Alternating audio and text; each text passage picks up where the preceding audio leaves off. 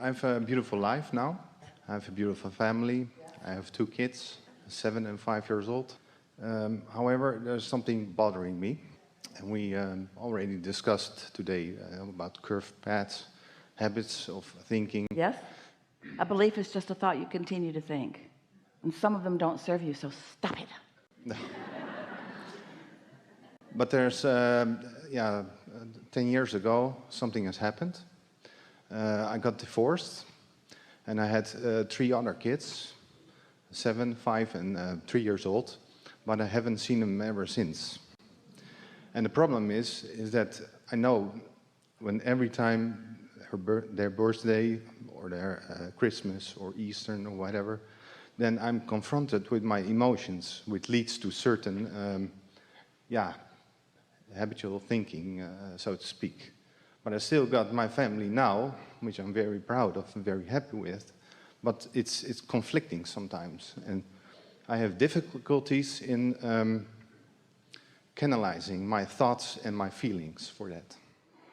Well, we want to start by reminding you of what the feeling of sadness is, or despair, or guilt, or any of those emotions that are uncomfortable. You know what that feeling means, don't you? That feeling means that you're harboring, you're holding a thought vibration that your inner being isn't holding. So you're in absolute disagreement with that thought with your inner being. Your inner being is not thinking that thought. Your inner being is not thinking that thought. So if we were playing this game, even though it's a lighter game and this is a very big subject, if we're playing this game where I'm really happy, I have these wonderful kids, I'm so happy with my life, all those things that you're writing on the satisfied side of the page. However, I had a previous family and I had previous children and I'm not seeing them anymore. Really an unsatisfying thought. We get it. But now this is what we want you to contemplate. What do you think your inner being is writing on the other side of the page about that? We're going to tell you. Parents give avenues, path of least resistance avenues, for consciousness to come into physical form. That's a big deal, and that's enough. Giving them an avenue in is something that your inner being is over the moon about. You see what we're getting at? Mm-hmm. Your inner being is knowing that everyone, we want to start with what we were saying earlier about standing on your head in all kinds of ways in order to create conditions that anyone who looking at those conditions would then benefit from. That was not the agreement that you had with those people. Do you understand what we're getting at? Yes, I understand. Yep. And yet from human perspective, you may have heard the crowd's sadness at your sadness when you said that, like, oh, that's so sad. Why does it have to be sad? Why does it have to be sad? It's a little bit sad, but it's also... Why do people turn things like that into sadness? That's like saying, oh, we came to Miami, we came to the Hyatt Regency, we spent time together, we bonded, we were brothers and sisters and comrades, we were together, and then the time was up and the doors opened and we all went our separate ways. And I longed for what we had. And we say, just get out. Get out and get on. And don't ever make yourself so important to any other person that they can't live without you or you can't live without them. That's looking for love in all the wrong places, you see.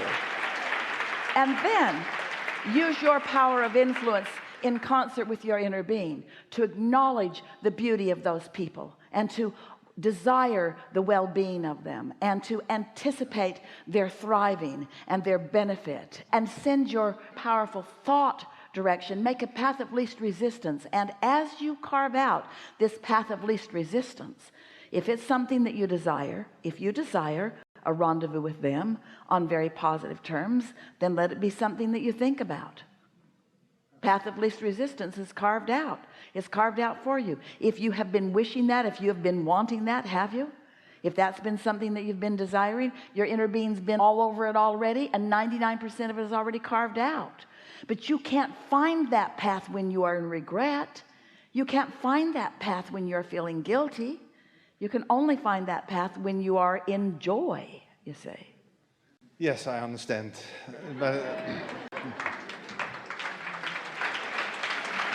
You do? okay. Enough? Yes, but I have one little thing. That's about the. I know it's not necessarily the sadness, but it's yeah, the feeling of uncertainty, more or less. How are they being well? Are they? I don't have any contact with them, so I'm. Well, we have some questions for you.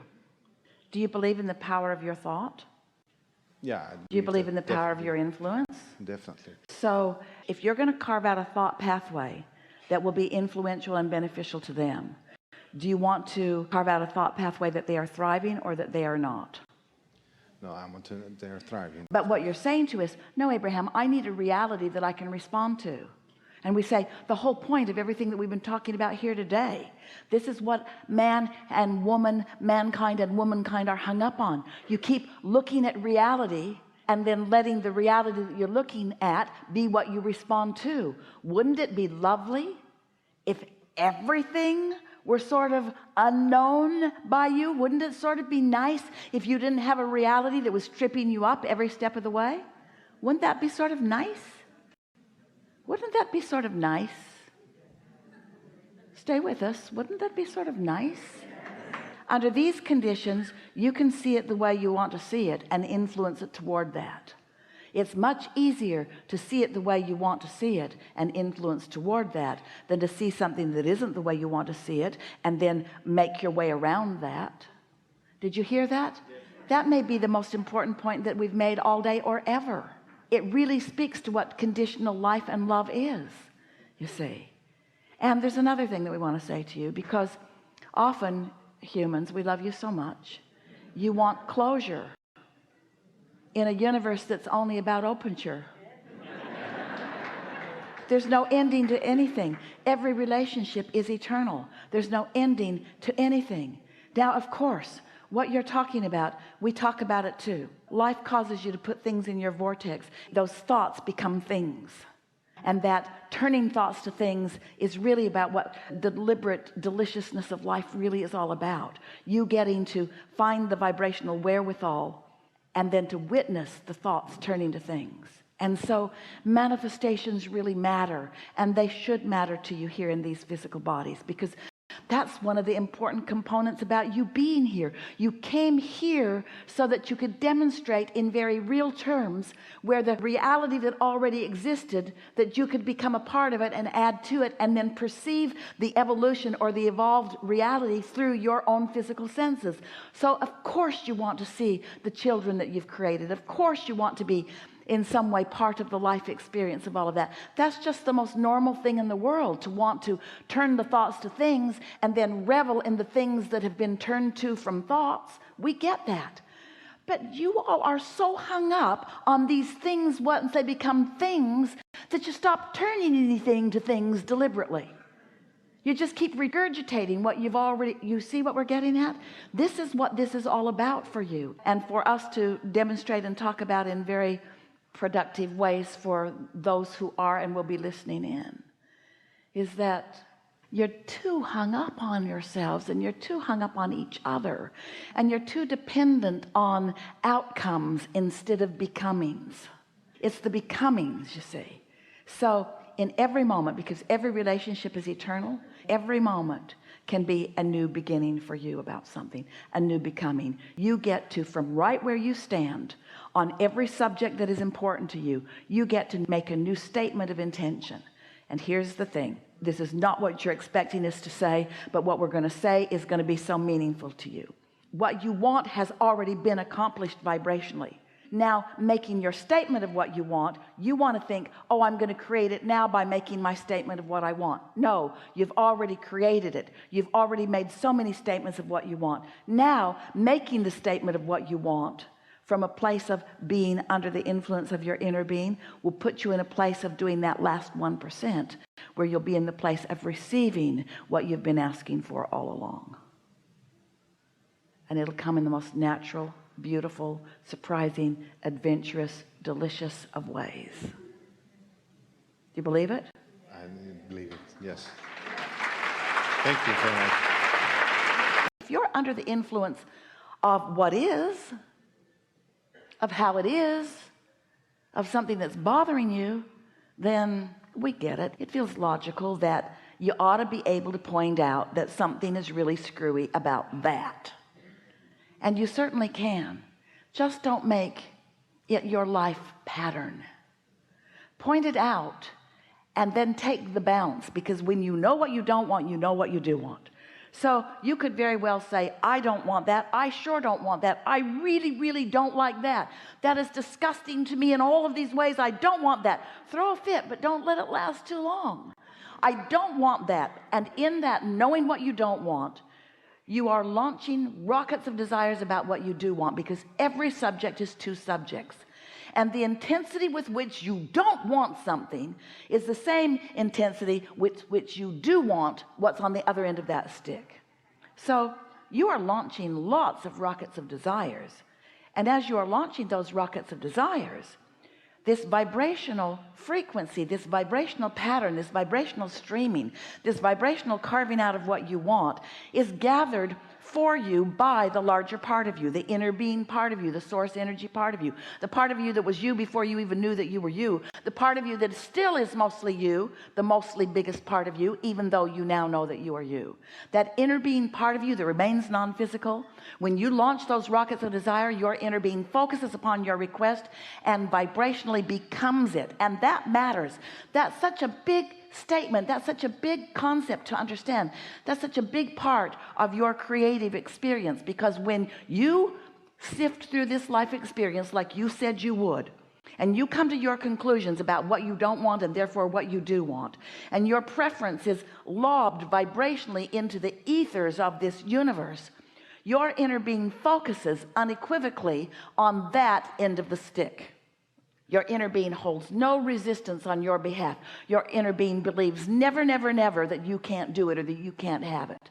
Once you carve it out, once you isolate it, once you identify it, and once you launch the rocket of it, which you're doing all day, every day, your inner being becomes the vibrational equivalent of what you've asked for. And when that happens, then on your behalf, a huge vortex of attraction begins to happen on your behalf as cooperative components are gathered in the beginning phases of the creation of what you have asked for, and all of its subtle nuances that you keep carving out all day, every day. Oh, it's huge. It's so big, and it is so wonderful, and it is what the expansion of the universe is all about.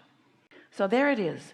It exists. Your creation is born and is nurtured and is growing and is becoming and is gathering the cooperative components. The only question then is, where are you in relationship to it? If you're frisky and happy and feeling really good, then your vibrational frequency is about that. And there's not much resistance in your experience, in your equation. And then it's likely that every day, many moments of the day, you will receive impulses, feelings to move and act, impulses to think about things. You'll be in on the juicy, deliberate, delicious unfolding of your own creation. You get to then be a witness to what you have set into motion, what your inner being has carried a good way, 99% of the way, in fact, what your inner being has carried a good way for you. And now your only work, step 1 happened, you asked. Step 2 happened, all of that we just described. Step 3 is you got to be in the receiving mode of that, not in the receiving mode of more of the absence of it. And how do you know when you're in the receiving mode? You feel good. You feel satisfied. You feel eager about it. How do you know when you're not? How do you know when you're opposing your own desire? Not just your desire. Think about how much has happened that you're opposing. You're not just opposing a simple little idea of something. Oh, I thought I wanted it, but it's not like that. You're opposing the entire universal forces that are orchestrating on your behalf. You're opposing something so big, and that's why you feel so bad when you do it. Now you know everything we know that matters. Now you have the operating tools to create your own reality in the way that you want it to be.